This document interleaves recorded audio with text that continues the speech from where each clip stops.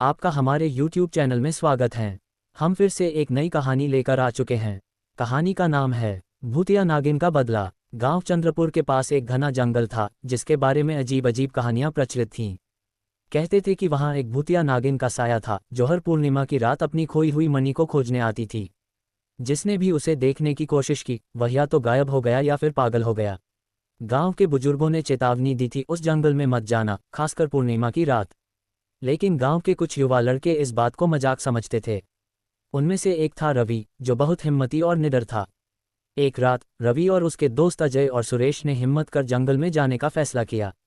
वे torch और लाठी लेकर निकल पड़े। जब वे जंगल में पहुंचे तो अचानक ठंडी हवा चलने लगी। अजीब सी फुसफुसाहट की आवाजें आने लगीं।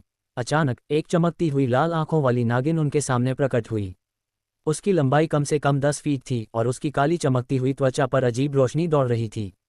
उसकी आंखों में एक अजीब जादू था जिसने तीनों को जकड़ लिया। नागिन ने एक डरावनी फुसफुसाहट में कहा, तुम मेरी मणि चुराने आए हो। अब तुम इस जंगल से जिंदा नहीं जा सकते। रवि ने हिम्मत करके कहा, हम सिर्फ तुम्हें देखने आए थे, हम कोई मणि नहीं चुराना चाहते। लेकिन नागिन हंसी और बोली, अब देर हो चुकी है। अचानक नागिन ने अपने फन से जमीन पर जोर से प्रहार किया जिससे पूरा जंगल कांप उठा। अजय और सुरेश डरकर भाग खड़े हुए, लेकिन रवि के पैर जम गए। नागिन ने अपनी चमकती आंखों से उसे घूरा और अगले ही पल रवि वहां से गायब हो गया। अजय और सुरेश जब गांव पहुंचे तो उन्होंने देखा कि रवि उनके साथ नहीं था। वे डरकर गांव के बुजुर्गों को बुला लाए।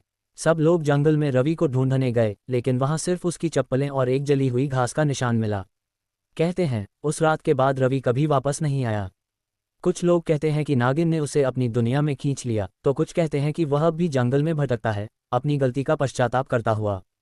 आज भी जो कोई भी उस जंगल में जाता है उसे एक आवाज़ सुनाई देती है, भाग जाओ, वरना तुम भी गायब हो जाओगे। अगर आपको हमारी कहानी अच्छी लगी हो तो आप हमारे YouTube चैनल को सब्सक्राइब और वीडियो को लाइक करें। धन्यवाद।